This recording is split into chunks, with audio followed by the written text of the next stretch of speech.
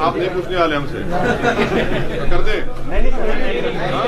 आप नहीं पूछेंगे हमसे। अगर आप हमसे नहीं पूछे तो माइक बता देते।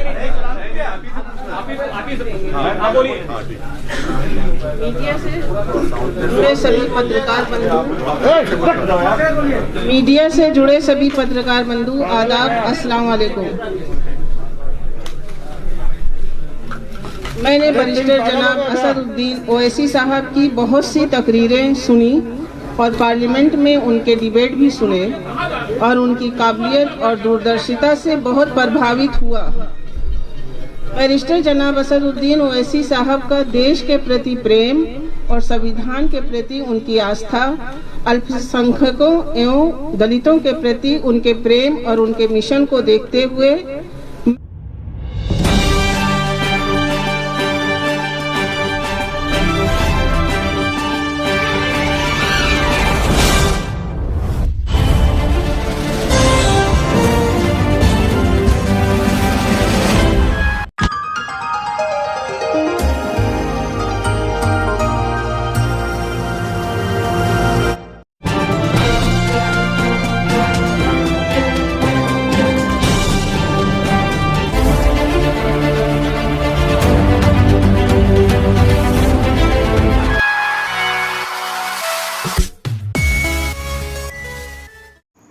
सब्सक्राइब करिए हमारे YouTube channel true and viral story को।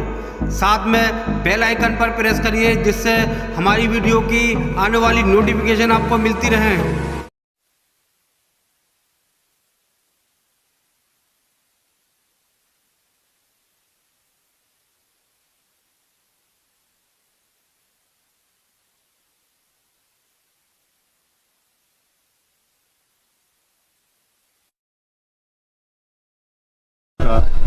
उनके पूरे परिवार का, उनके खानदान का, उनके जिम्मेदारों का।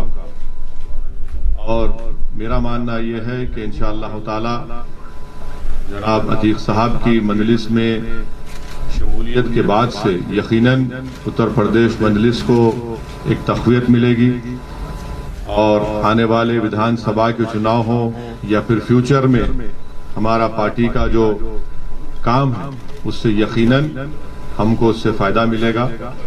तो मैं दिल की गहराइयों से बड़ी बहन भाभी का, उनके पूरे परिवार का वेलकम करता हूं और साथ ही साथ हमारे मीडिया के जो जिम्मेदारान हैं उनके जो अगर आपके सवालात हैं तो मैं उसको देने के लिए तैयार भी हूं और पूरी तैयारी के साथ भी आया हूं ताकि आप लोगों को कोई तकलीफ ना हो। अगर आप इजाजत दें तो मैं खुद ही बिस्मिल्लाह करता हूं, शुरू करता हूं। तो आपका जाहिर है पहला सवाल होगा हमारे भाई अतीक अहमद साहब के ताल्लुक से कि आप उनको ले रहे हैं, इनके खिलाफ केसेस हैं, फुला हैं, ये हैं। देखिए उत्तर प्रदेश में 37% जो बीजेपी के एमएलएज हैं उनके खिलाफ क्रिमिनल चार्जेस हैं। बीजेपी में जो 116 एमपी हैं उनके खिलाफ क्रिमिनल चार्जेस हैं। 87% बीजेपी एमपीज के खिलाफ सीरियस क्रिमिनल चार्जेस हैं 116 में से।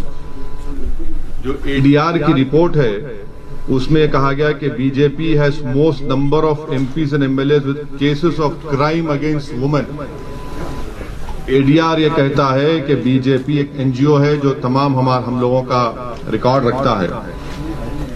उन्होंने कहा कि बीजेपी में ऐसे कई एमपी एमएलए हैं जो जिनके खिलाफ महिलाओं के खिलाफ मुकदमा है। 30% उसमें सीरियस चार्जेस है उनके ऊपर। और बीजेपी की जो अलाई जेडीयू है उसमें 81% एमपीज के ऊपर क्रिमिनल चार्जेस हैं। बीजेपी में एक सांसद हैं मध्य प्रदेश से, उनके खिलाफ तो और सीरियस चार्ज है। आप जानते हैं जो माजी में नाथूराम गोडसे को अपना हीरो माना और हेमंत करकरे के ताल्लुक से अनाप शनाप बका। और पांचवी बात यह है कि इस साल मार्च में सुप्रीम कोर्ट को जो एमिकस क्यूरी ने रिपोर्ट दी, सुप्रीम कोर्ट को यह बताया गया कि उत्तर प्रदेश में 77 केसेस जो मुजफ्फरनगर राइट के थे उनको उत्तर प्रदेश की सरकार ने विड्रॉ किया। खुद मुख्यमंत्री योगी आदित्यनाथ ने अपने खिलाफ एक केस को विड्रॉ कर लिया और 2007 का जो गोरखपुर का केस उनके खिलाफ था, मुख्यमंत्री ने कहा कि इसकी प्रोसिक्यूशन की मैं इजाजत नहीं देता। तो इससे एक बात और इससे बात साफ जाहिर हो गई कि जिस किसी पॉलिटिशियन का नाम प्रज्ञा होगा, अजय होगा, कुलदीप होगा, संगीत होगा, सुरेश होगा, कपिल होगा, वो लोकप्रिय नेता होगा। और जिसका नाम अतीक होगा, जिसका नाम शहाब होगा, जिसका नाम मुख्तार होगा, वो बाहुबली हो जाएगा। ये रियलिटी है, इसको आप इनकार नहीं कर सकते। और अगर अतीक अहमद मुजफ्फरनगर कांड से पहले अगर कोई प्रोवोकेटिव स्पीच देते और गोरखपुर में कोई और भाषण दे देते और उसके बाद गड़बड़ हो जाती, तो हो सकता या फिर उनका उस समाज से ताल्लुक होता जिसके पास सत्ता है, तो यकीनन उनके खिलाफ भी केसेस विड्रॉ हो जाते। तो ये तल्ख हकीकत है और भारत के कानून के लिहाज से अभी तक उन पर किसी भी केस में कन्विक्शन नहीं हुआ है। और उन भाभी हमारी बड़ी बहन भी हैं, वकील साहब भी उनके हैं। तो ये आपको सवालात आप जो करने के बजाय मैं खुद उन सवालात का थोड़ा बहुत तजुर्बा मुझे है, इतना बड़ा नहीं है आपकी तरह। आपका और मेरा वक्त बचाने के लिए मैंने ये बात आपके सामने रखी। अब हम लोग अपने पहले मेंबरशिप का,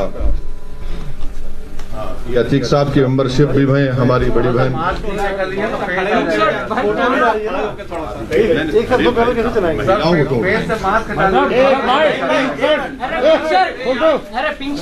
अतीक साहब की मेंबरशिप का दे रहे हैं।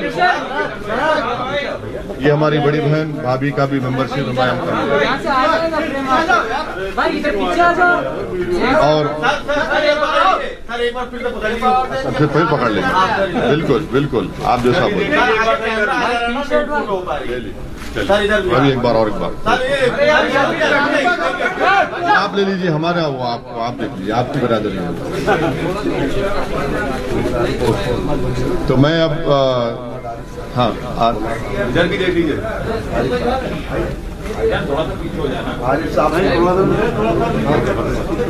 अब थोड़ी देर के लिए हमारे अतीक भाई की वाइफ और वो हमारी बड़ी बहन आपको कुछ बोलना चाहिए।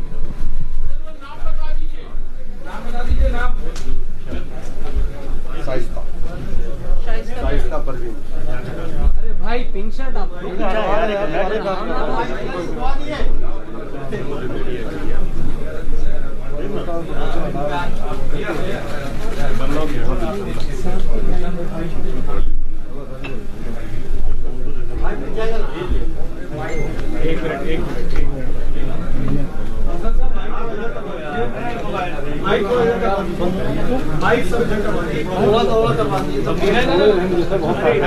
आप नहीं पूछने वाले हमसे कर दे। नहीं पूछेंगे हमसे। अगर आप हमसे नहीं पूछे तो माइक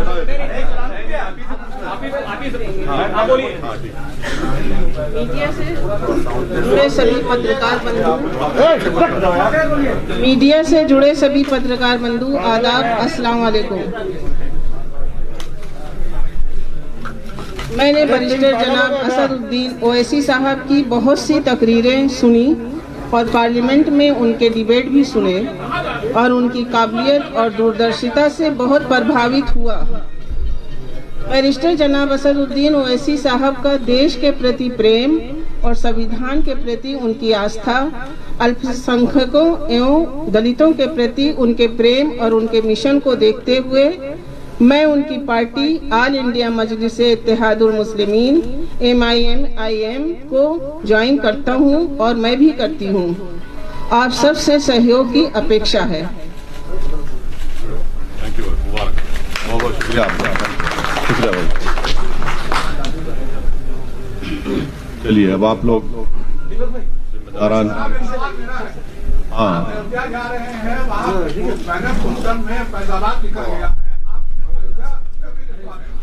लिखना लिखेंगे, डिस्ट्रिक्ट है, अयोध्या लिखा है उसमें, हमारे शौकत साहब पीछे खड़े हैं, प्रेसिडेंट अयोध्या लिखा है। नहीं नहीं, अरे क्यों, अरे भाई फैजाबाद पार्लियामेंट कॉन्स्टिट्यूंसी में अयोध्या आता नहीं आता? आता है ना, क्यों नहीं मानेंगे? समाजवादी पार्टी के विधायक, उनका कहना है कि विधानसभा में एक प्रेयर कक्ष होना चाहिए। तो इस तरीके से बिहार अभी बांट देना भाई। झारखंड में एक, अरे भाई वो ये इरफान साहब कौन सी पार्टी के हैं?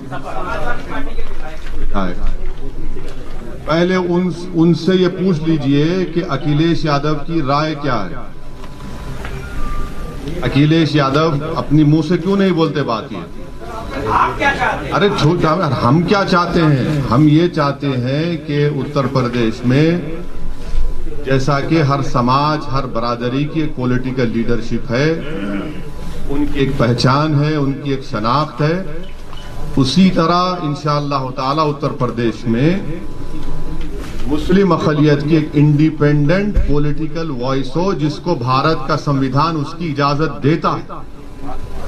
ये जो मौसूफ का आप नाम लिए, ये सिर्फ इस तरह की बातें करते हैं। जब मुजफ्फरनगर का कांड हुआ, भारत की आजादी के बाद 50,000 से ज्यादा लोग बेघर हो गए, उस वक्त तो इनकी जबान बंद थी, गूंगे बने हुए थे।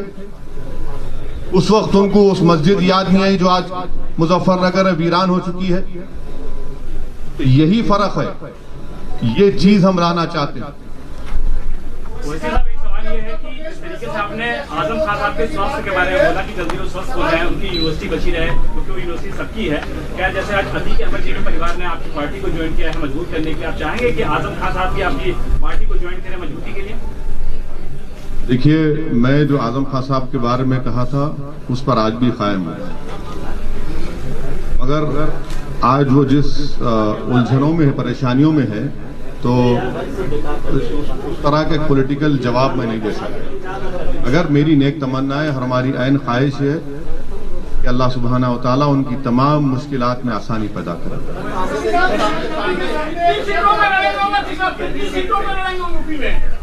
हमारे उत्तर प्रदेश के प्रेसिडेंट जनाब शौकत साहब ने पहले ही आप लोगों को बताया है कि हम लोग आने वाले विधानसभा में 100 सीट पर लड़ने की पूरी तैयारी कर रहे हैं। वैसे सवाल एक सवाल ये है, कल मुख्यमंत्री योगी आदित्यनाथ ने एक इंटरव्यू दिया हिंदुस्तान को, और उनसे ये पूछा गया कि वैसे साहब कहते हैं आप तो लखनऊ के हैं या गोरखपुर के? उन्होंने कहा कि हाँ, क्या क्या उनसे एक सवाल पूछा गया तो वैसे साहब ने कहा आप तो लखनऊ के नहीं, आप तो गोरखपुर के हैं। उन्होंने ये कहा कि एक एक का डीएनए टेस्ट होना चाहिए, पता चल जाएगा कौन कहाँ का है। करवा लीजिए, चलिए, बाकी है तो आइए डीएनए कराते हैं। चलिए करा लेते हैं डीएनए, आप करा लीजिए, हम तैयार हैं। आप कराएंगे? आपको भी कराना पड़ेगा। अब ये नौबत आ गई कि डीएनए कराएंगे, यानी भारत के संविधान को नहीं मानेंगे, डीएनए को मानेंगे। कहिए, चलिए। Sir, IFS chief Mohan Bhagwat ने कहा कि भारत में मुसलमान इन्वेडर्स के जरिए आए हैं, इस्लाम मजहब इन्वेडर्स के जरिए आया है, और जितने भी सेंसिबल लीडर्स हैं उनको ये मांग करनी चाहिए कि जो भी कट्टरपंथ की बात करे उसका विरोध करना चाहिए, कट्टरपंथ मुसलमानों का। ये गोल मोल की बात हमेशा भगवत करते हैं। कभी बोले डीएनए हमारा एक है, लिंचिंग करने वाला गलत है। ये एक ही सांस में ये तो हमेशा रंग बदलते रहते हैं ना अपना, कभी एक बात बोलते हैं, कभी एक बात बोलते हैं। ये तमाम के तमाम संघी लोग जो होते हैं वो हिस्ट्री के बड़े वीक होते हैं। हिस्ट्री अगर पढ़ लेते तो मालूम होता कि वेस्ट कोस्ट पर इस्लाम पहले आया, इन्वेडर से नहीं आया। तो हिस्ट्री में कमजोर हैं। तो बताना ये चाहते हैं कि वो जो आरएसएस की जो आइडियोलॉजी है, जिसमें गोलवालकर और आपके सावरकर, ये दोनों ही बताते हैं ना कि पुत्र होली लैंड और मदर लैंड की जो गुफ्तगू करते हैं, तो उसी के रोशनी में उसी को रिट्रिएट करते हुए मोहन भागवत ने बात कही है। और मोहन सुनिए, अरे आपको सुन तो लीजिए, इतना तकलीफ क्यों हो रही है उनका, इनको क्रिटिसाइज कर रहे हैं तो। मोहन भागवत को जो पहली कॉन्स्टिट्यूशन की किताब बनी गई थी, जो आज भी लोकसभा पार्लियामेंट में है, उसमें मुगल बादशाह अकबर की फोटो है, टीपू सुल्तान की है, संविधान बनाने वालों ने उनकी तस्वीर डाली। उसके ऊपर क्या कहेंगे वो? तो इसीलिए कह रहा हूं कि हिस्ट्री में बड़े वीक हैं वो। आपके अलायंस पार्टनर है वो प्रकाश राठौर साहब, कहने को तो वो आपके साथ जरूर है कि वो कभी भारतीय जनता पार्टी में भी चले जाते हैं बात करने के लिए, कभी समाजवादी पार्टी में भी टच में रहते हैं, तो क्या कुछ स्टेटस क्लियर कर पाएंगे कि आप लोग उनके साथ जा रहे हैं चुनाव में कि नहीं?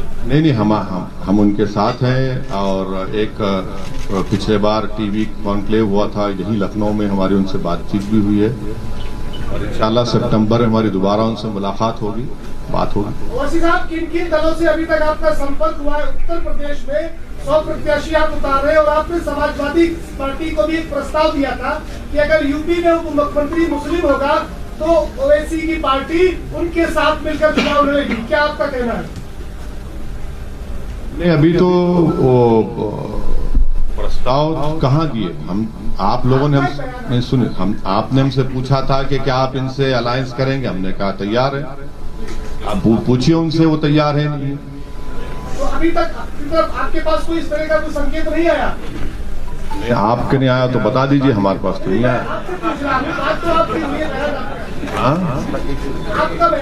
मेरा बयान नहीं, आप ही के जिम्मेदारों ने मुझसे सवाल किया था तो मैंने उसका ही जवाब दिया। हाँ, अब लैला की दुश्मनी में तो करते हैं ना पूरे मजनू। तो इनको लगता है कि सपा को या जो भी बीएसपी अगर एक ऐसा हमको अनटचेबल बनाना चाहती है तो हमको कोई एतराज नहीं है। हम उत्तर प्रदेश की जनता में जाएंगे और उनको भी पैगाम देंगे कि देखिए ये हमको अनटचेबल बना रहे हैं। और मकसद, परेशानी इनको इस बात की है कि जब हम ये कहते हैं कि 19% मुसलमान और आप MY कॉम्बिनेशन की बात करते हैं, आप 11% और 19% गुलामी आपकी करते रहे, आपकी जय जयकार करते रहे, आपको मुख्यमंत्री बनाए, आपको वोट दे, और आप हिस्सेदारी की जब बात होती है तो उस बात ही नहीं करते आप। मुजफ्फरनगर का इतना बड़ा फसाद हुआ, मुख्यमंत्री जनाब अखिलेश यादव थे, अगर वो केस चला देते तो आज योगी सरकार मार्च में 77 केसेस को वापस नहीं लेती। ये हर महाज पर ये नाकाम साबित हुए। ये नहीं चाहते उत्तर प्रदेश में कि मुस्लिम माइनॉरिटी की एक इंडिपेंडेंट पॉलिटिकल लीडरशिप क्रिएट हो। ये उत्तर प्रदेश के मुसलमानों का मुकद्दर ये बना चुके हैं कि 60% ड्रॉप आउट रेट है क्लास 5 से 7 साल की उम्र से 14 साल की उम्र तक। 2% मुसलमान बच्चे ग्रेजुएट होते हैं, 3% इंटर पास करते हैं, 12th पास करते हैं। ये मुकद्दर बना चुके हैं। जेल में 27% मुसलमान ट्रायल है। हम ये बात कर रहे हैं लीडरशिप की, हिस्सेदारी की, तो जाहिर है इनको तकलीफ होगी। और ये जनता देख रही है कि कैसे हर समाज को उनका हिस्सा मिल रहा है। क्या आप समझ रहे हैं कि नरेंद्र मोदी ने अनुप्रिया पटेल को, बाघेल साहब को ऐसे बना दिया मंत्री? उनकी बरादरी का वोट है, उनकी जात का वोट है, कास्ट का वोट है। तो ये पूरे हर कास्ट की पॉलिटिकल लीडरशिप आइडेंटिटी बन चुकी है। जब बात मुस्लिम्स की आती है और मुसलमानों में ओबीसी मुसलमान की बात आती है तो सब कहते हैं नहीं नहीं, इससे कम्युनलिज्म बढ़ेगा। कम्युनलिज्म बढ़ रहा है, बीजेपी जीत रही है। तो अखिलेश यादव और एसपी और बीएसपी ने मिलकर अलायंस किया था, तब भी बीजेपी जीत गई। इसका जिम्मेदार कौन है फिर? मैं हूं, ये मेरी पार्टी है। मुसलमान ने तो आपको झोली भर भर कर वोट दिया, फिर कहां गया वोट? क्यों नहीं जीत पाए? आज एक एग्जांपल, आज हम रुदौली जा रहे हैं, वहां पर जैदी साहब एक कैंडिडेट होते थे समाजवादी के एमएलए। वो 2012 में हारे 1000 वोट से, 17 आया तो 31,000 वोट से हार गए, और वहां पर यादव साहब जीत गए। बताए ना समाजवादी के लोग कि जैदी क्यों हारे और यादव क्यों जीत गए। इतनी मिसालें हम दे सकते हैं। खाली मुसलमानों के सहारे आप क्यों जीतना चाहते हैं? मुसलमानों के सहारे अकेले आप लोग जीतोगे? नहीं, आपका सवाल बिल्कुल सही है। मैं तो अल्लाह के सहारे जी रहा हूँ और कामयाब होऊंगा। आपने गलत फहमी आपको। हाँ बिल्कुल मिला रहे हैं भाई, कौन कह रहे नहीं मिला रहे हैं। आपने कहा कि आगे क्या करेंगे, हम तो बिल्कुल चाह रहे हैं। अभी हम राजभर साहब के साथ हैं, मुख्तलिफ हमारे ओबीसी ऑर्गेनाइजेशंस के साथ हैं, पार्टीज के साथ हैं। हाँ हाँ, राजा भैया की बात कर रहे हैं। जब राजा यहाँ बैठा है ना आपके सामने, हम खुद बैठे हैं भाई, क्यों आप बात कर रहे हैं। वैसे सर, बिहार का उदाहरण आपके सामने है। विपक्ष के बिखराव के चलते नीतीश की सरकार बनी। क्या लगता है उत्तर प्रदेश में जिस तरह से फिर से आप गलत सवाल कर रहे हैं। आप स्टडी करके देखिए, आप एक जिम्मेदार जर्नलिस्ट हैं। नहीं, आपको जिम्मेदार हैं आप बड़े पढ़े लिखे हैं, आपको थोड़ा रिसर्च करना चाहिए। कितने अच्छा, अब ठीक है, चलिए अब आपसे बहस होगी। अब बताइए कितने सीट एमआईएम लड़ी?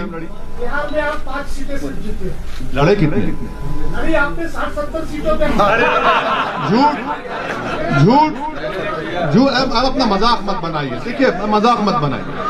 आपकी झूठ साबित होगी, आपकी झूठ साबित होगी, आपकी झूठ साबित। छोड़ ठहरिए, अब सुनिए, अब सुनिए।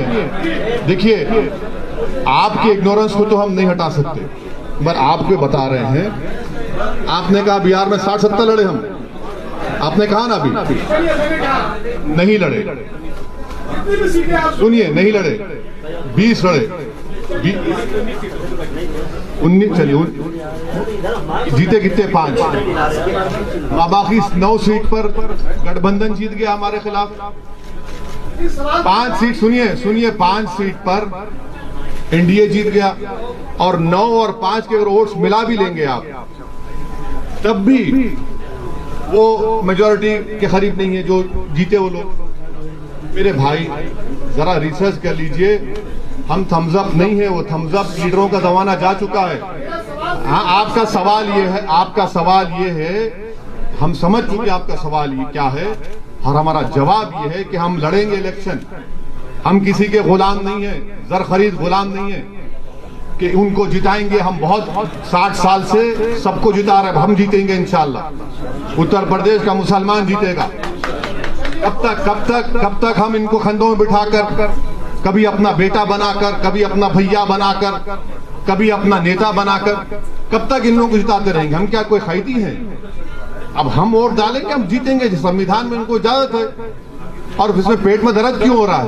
वैसे साहब, कल मोहन भागवत साहब ने पुणे में एक बार फिर से ये कहा है कि हिंदू और मुसलमान के पूर्वज एक हैं। उन्होंने कहा कि हमारी एकता ही हमारा अतीत ही हमारी एकता का। हाँ, रणबीर साहब बोलिए ना। रणबीर, आप कहाँ हैं? रणबीर भाई दिख गया, बोलिए।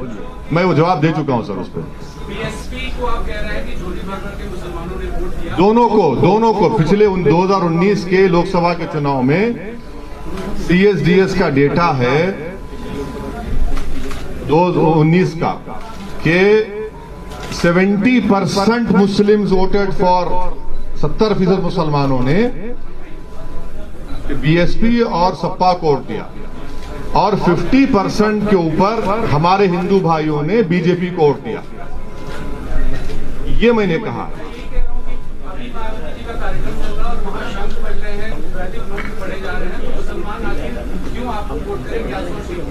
वहाँ जय श्री राम के नारे भी आज लगे हैं। हाँ, नहीं, देखिए वो उनके पार्टी का प्रोग्राम है, जो करते कर लें।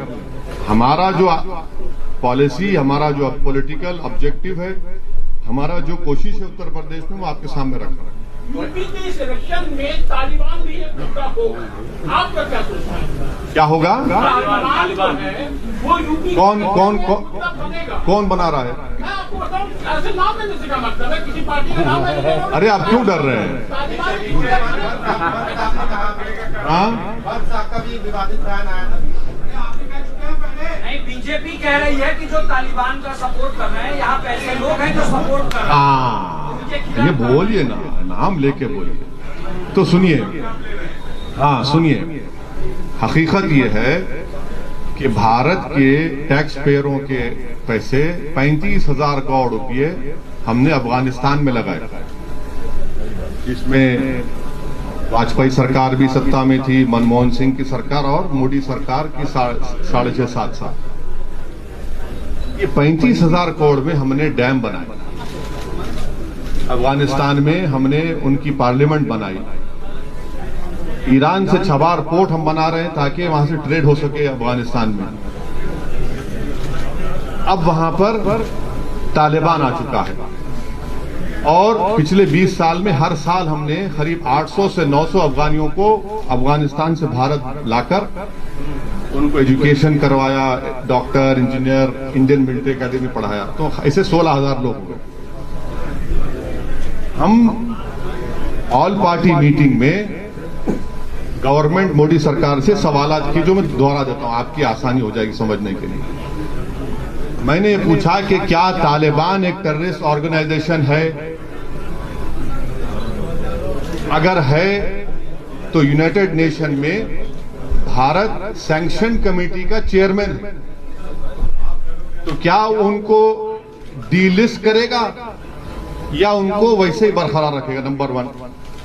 अगर ये नहीं करते तो क्या आप अनलॉफुल एक्टिविटीज प्रिवेंशन एक्ट में आप उनको टेररिस्ट लिस्ट में शामिल करेंगे, नहीं करेंगे? आप बताइए ना। और अगर ये भी नहीं करते तो फिर उनको खामोश रहना चाहिए, इस तरह की वाहियात बातें ना करें। जो उनको अपोज करा उसको ये नाम पुकार देंगे। आप सत्ता में हैं। ये सवालात मैंने ऑल पार्टी मीटिंग में भी किए, पब्लिकली भी किया हूं और आज आपके सामने कर रहा हूं। और मेरा मानना यह है कि अफगानिस्तान में जो तब्दीली आई है वो भारत के लिए ठीक नहीं है। 5वीं बात सुन लीजिए, कल का हिंदुस्तान टाइम्स अखबार, उन्होंने एक CIA के ऑपरेटिव चीफ जो अफगानिस्तान में अमेरिका की सीक्रेट एजेंसी, गुप्त एजेंसी के वहां पर जिम्मेदार थे, उन्होंने अपने इंटरव्यू में हिंदुस्तान टाइम्स को कहा कि भारत ने भारत के मुसलमानों को दूर करके, उनको एलिनेट करके बहुत बड़ी गलती की। ये अफगानिस्तान के पस मंजर उन्होंने कहा, मैंने नहीं कहा ये। उन्होंने अपने इंटरव्यू में यह भी कहा कि भारत में ये रिलीजियस और नेशनलिज्म के नाम पर जो कुछ हो रहा है ठीक नहीं है, उनके अल्फाज हैं। मैं फिर से आपके जरिए से मोदी सरकार से पूछ रहा हूं, वो जो CIA का जो जिम्मेदार आदमी अफगानिस्तान में था, जो ट्रंप सरकार को और बाइडेन को भी उनके लिए एडवाइस का, क्या वो सही कह रहा है झूठ? अगर झूठ कह रहा है तो कंडेम करिए उसको आप। ये हमारे सवालात हैं। और जो कुछ अफगानिस्तान में हुआ है और होने जा रहा है उससे पाकिस्तान को फायदा हो रहा है। बहैसियत एक इंडियन के ये हमारे लिए फ्यूचर में ये चैलेंजेस पैदा हो सकते हैं जिसको सरकार को जवाब देना है। आसान सवाल पूछ लेता हूं। नहीं, आप मुश्किल पूछिए ना। आप कोई मैथ्स के टीचर तो नहीं है हमारे। मान लीजिए आपको अप्रोच करते हैं IMIM को, तो क्या आप उनको अलायंस के लिए तैयार होंगे? किसके? सपा बसपा अगर आपको अप्रोच करते हैं कि अलायंस कर लेते हैं साथ में। सर पहले उनको अप्रोच तो करने दीजिए, हम तो बात करेंगे। हम तो बोल रहे हैं हम बात करने तैयार है, वो बात तो करें ना सर। वैसे साहब एक सवाल मेरा है कि जितनी भी विपक्षी पार्टियां हैं उत्तर प्रदेश में, जितनी भी विपक्षी पार्टियां हैं उनके पास संगठन है, समाजवादी पार्टी, बसपा पार्टी, कांग्रेस, जो भी है। आपको लगता है हमारे पास नहीं है? आपको लगता है हमारे पास नहीं है? उत्तर प्रदेश में सर आपको एक दिन हम अपनी गाड़ी में लेकर फिरेंगे, 10-15 जिला लेकर जाएंगे और आप थक जाएंगे इतना फिरेंगे। हम आपको बताएंगे संगठन कहाँ है। बिल्कुल है संगठन। आप अगर आप बात एक मिनट, अगर आप बात कर रहे हैं 2017 की तो यकीनन मानता हूँ, मगर पिछले 2.5-3 साल में मैं हमारे पार्टी प्रेसिडेंट शौकत साहब और तमाम जिम्मेदारान, डॉक्टर साहब हमारे उत्तरवाला के कैंडिडेट हैं, उन सब ने बहुत से करीब 40 से 50 जिलों में संगठन को अच्छी तरह मजबूत किया, बूथ लेवल तक बनाने की कोशिश की है। संगठन है, 5 साल पहले नहीं था, मैं मानता हूँ उस बात को, मगर अब है। लेकिन पिछड़ा वर्ग जो है, OBC है और अल्पसंख्यक जो है वो रोडों पे दिखे, लेकिन आपकी पार्टी उनको समर्थन करती नजर नहीं है। रोडों पे दिखे? अभी भी रोड पे है। किसने पार्लियामेंट में CAA का बिल फाड़ा? नहीं, एक मिनट, अखिलेश यादव ने फाड़ा, कांग्रेस ने फाड़ा। कौन, किसने राह दिखाई कि ये CAA का कानून दो मजहब के लोगों को मजहब की बुनियाद पर देश को कमजोर कर रहा है? हमने कहा, आज भी हम साथ हैं। हम आपको ये कहना चाह रहे हैं कि जरा हमारे नजरिए से बात को देखिए। इसलिए आपकी बात, आपका सवाल सही है, मगर वो सवाल में सच्चाई नहीं है। ओवैसी साहब, योगी आदित्यनाथ के लिए आपने कहा कि इंशाल्लाह योगी को मुख्यमंत्री नहीं बनने देंगे। आप चुनाव लड़ रहे हैं 100 सीटों पर, फिर मुख्यमंत्री कौन बनेगा और मैथ क्या है? देखिए, आप जानते हैं बीजेपी के एक MP हैं पाल साहब, जानते हैं ना? पाल साहब बने थे ना मुख्यमंत्री।